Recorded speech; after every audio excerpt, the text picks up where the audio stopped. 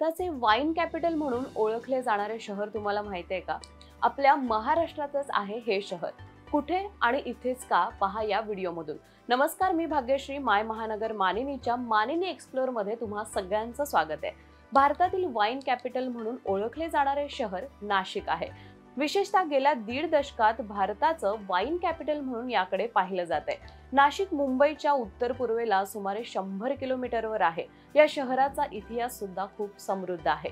पौराणिक काळात समुद्रमंथन नाशिकमध्येच होत असे. वर्षापूर्वी याच ठिकाणी सोमरस नावाचे अमृत पडले होते असं म्हटलं जातंय. आज या शहरात 52 वायनरी आहेत.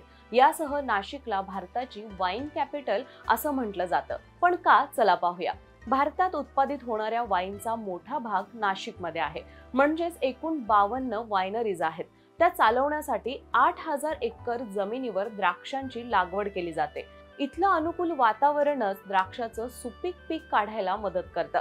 नाशिकमध्ये उष्ण आणि कोरडं हवामान असल्यामुळं वाईन द्राक्षांच्या उत्पादनासाठी याचा फायदा होतो.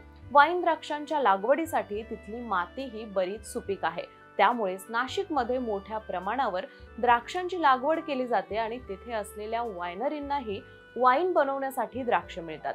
याशिवाय येथील माती लाल लॅटराइटने समृद्ध आहे. तसेच नाशिकची मल निस्सारण व्यवस्था ही चांगली आहे, जी पाण्याची गरज पूर्ण करते. मीडिया रिपोर्टनुसार पहिली वायनरी सुला वाईन यार्ड्स 1999 साली नाशिकमध्ये उघडण्यात आली होती. त्यानंतर अनेक वायनरी येथे स्थापन झाल्या.